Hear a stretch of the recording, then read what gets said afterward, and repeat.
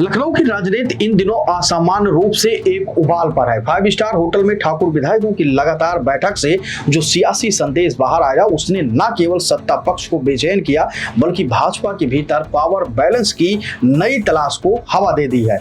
इसी माहौल में कल उप मुख्यमंत्री केशव प्रसाद मौर्य के सरकारी आवास पर उनके ही समकक्ष डिप्टी सीएम ब्रजेश पाठक पहुंचे। दोनों नेताओं ने इसे महज शिष्टाचार भेंट करार दिया, लेकिन प्रदेश की राजनीति में इसे साधारण मुलाकात मानने को कोई भी तैयार नहीं है।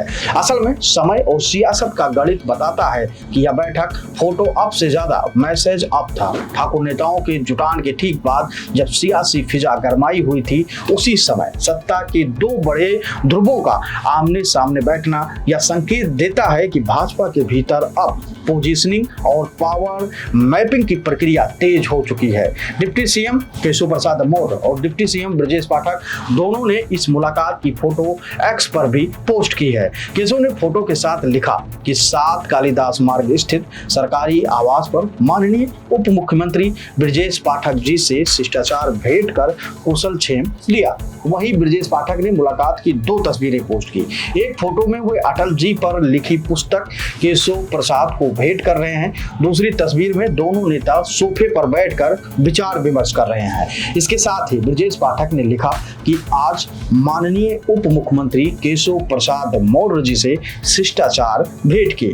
ठाकुर बैठकों की बात करें तो उसमें शामिल चेहरों पर भले मतभेद रहे हों, कहीं इसे राजा भैया की पहल कहा गया तो कहीं जयवीर सिंह या ठाकुर रामवीर सिंह का नेतृत्व माना गया, मगर निष्कर्ष एक ही था कि ठाकुर समाज अपनी ताकत का एहसास कराना चाहता है। चूंकि मुख्यमंत्री योगी आदित्यनाथ को ठाकुर पृष्ठभूमि से आते हैं, ऐसे में इन बैठकों का असर दोहरा रहा है। एक तरफ इसे योगी के समर्थन के रूप में देखा गया तो दूसरी तरफ इसे दबाव समूह की राजनीति भी कहा गया। ऐसे में स्वाभाविक था कि अन्य सामाजिक राजनीतिक ध्रुव भी अपनी अपनी स्थितियां स्पष्ट करें। यही पृष्ठभूमि थी जब केशव और ब्रजेश एक साथ अब नजर आए हैं। दोनों का मिलना कई स्तरों पर अहम माना जा रहा है। जातीय समीकरण की दृष्टि से देखें तो यह जोड़ी भाजपा के सबसे संवेदनशील त्रिकोण ओबीसी ब्राह्मण और ठाकुर के बीच संतुलन बनाने का प्रयास दिखती है। केशव प्रसाद मौर्य जो खुद को लंबे समय से मुख्यमंत्री पद का दावेदार मानते रहे हैं, ओबीसी समाज में भाजपा का सबसे अहम चेहरा है, वहीं ब्रजेश पाठक ब्राह्मण समाज के बड़े नेता माने जाते हैं और पार्टी उन्हें लगातार उभारने की कोशिश करती रही है। दोनों का साथ आना भाजपा के भीतर एक काउंटर नैरेटिव तैयार करता है जो ठाकुर बैठकों के दबाव को संतुलित करने में मददगार हो सकता है। इस पूरी घटनाक्रम में केंद्रीय नेतृत्व का भी गहरा संकेत छिपा है। याद कीजिए वह वक्त जब अमित शाह ने सार्वजनिक मंच पर केशव को अपना मित्र कहा था और केशव ने मीडिया इंटरव्यू में शाह को अपना गुरु बताकर खूब सुर्खियां बटोरी थी। यही दिल्ली कनेक्ट केशव की सबसे बड़ी राजनीतिक पूंजी है। यदि आप वह ब्रजेश के साथ तालमेल बनाते हैं तो यह संदेश साफ होगा कि वह महज प्रांतीय खिलाड़ी नहीं बल्कि दिल्ली और लखनऊ दोनों धुरियों पर सक्रिय हैं। उधर विपक्ष भी इस पर अपनी सियासी धार तेज करने से चूका नहीं है। अखिलेश यादव लगातार तंज कसते रहे हैं कि दोनों डिप्टी सीएम अपने नाम से डिप्टी हटाकर खुद मुख्यमंत्री बनना चाहते हैं। सच तो यह है कि सत्ता राजनीति में आकांक्षा कोई अपराध नहीं है, आप कोई भी रख सकता है, बल्कि निगोशिएशन का अहम टूल होती है। यह आकांक्षा मुलाकातों और संदेशों के जरिए समय समय पर सामने आती रहती है, लेकिन बड़ा सवाल यह है कि क्या यह सब योगी आदित्यनाथ की ताकत को संतुलित करने का प्रयास है। योगी का कद लगातार बढ़ रहा है, ये न सिर्फ प्रशासनिक तौर पर निर्णायक माने जाते हैं बल्कि उनकी लोकप्रियता भी अन्य प्रदेशों में भी उन्हें सबसे बड़ा चेहरा बना चुकी है। दूसरी तरफ भाजपा का संगठन हमेशा से यह चाहता रहा है कि कोई भी एक शक्ति समूह इतना हावी ना हो जाए कि चुनावी गणित और संतुलन डगमगा जाए। यहीं पर दिल्ली और लखनऊ के बीच स्वाभाविक तनाव की रेखा खिंच जाती है। भविष्य के परिदृश्य की बात करें तो कई संभावनाएं खुली हुई हैं। भाजपा चाहे तो केशव को संगठनात्मक जिम्मेदारी देकर प्रदेश अध्यक्ष बना सकती है, जबकि ब्रजेश सरकार में प्रशासनिक धुरी बने रह सकते हैं। यह भी हो सकता है कि दोनों को और ज्यादा प्रोजेक्ट करके ठाकुर दबाव और योगी की लोकप्रियता के बीच एक बैलेंसिंग एक्ट पेश किया जाए और यदि पार्टी पार्टी चाहे तो ठाकुर बैठकों को ही समर्थन सम्मेलन में बदलकर योगी, केशव, ब्रजेश तीनों को एक ही फ्रेम में ला सकती है। आरएसएस की भूमिका यहाँ सबसे निर्णायक हो सकती है। संघ का आग्रह हमेशा यही रहता है कि व्यक्तिगत महत्वाकांक्षा पार्टी की शक्ति को कमजोर न करें, बल्कि उसे समाहित करके पार्टी की ताकत बनाई जाए।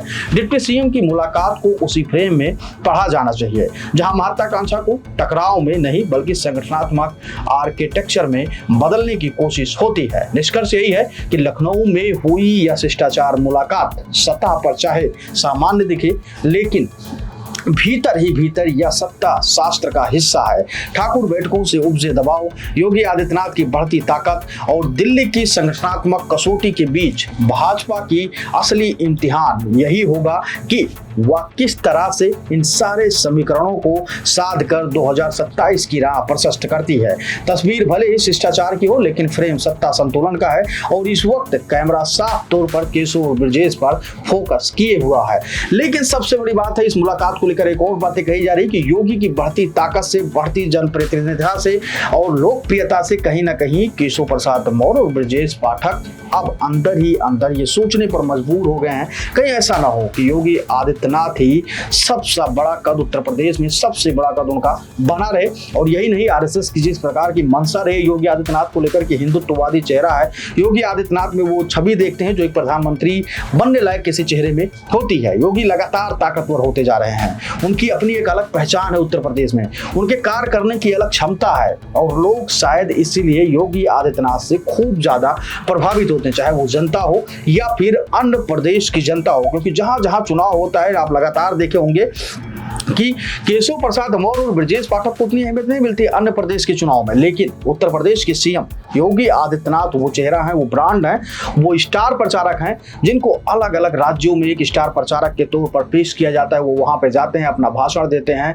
और जनता उनके भाषण को खूब अच्छे से सुनती है और समझती है।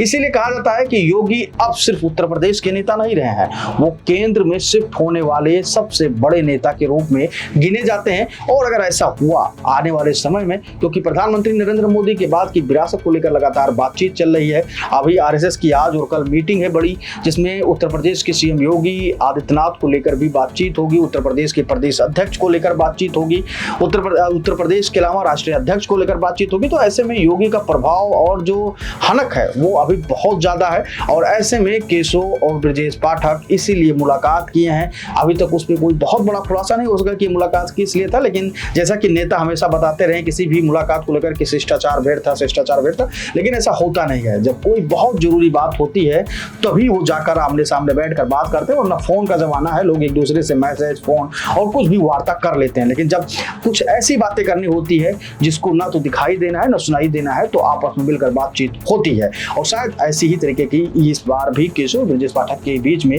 बात हुई होगी। एक तरफ लखनऊ में केशव प्रसाद मौर्य और ब्रजेश पाठक मिले, दूसरी तरफ आरएसएस और बीजेपी के शीर्ष नेतृत्व के बीच एक बड़ी बैठक चल रही है। आप दोनों चीजों को लेकर क्या कुछ सोचते हैं, आप अपनी राय हमें कमेंट सेक्शन में जरूर दीजिएगा, क्योंकि आपकी राय बहुत महत्वपूर्ण होती है। धन्यवाद।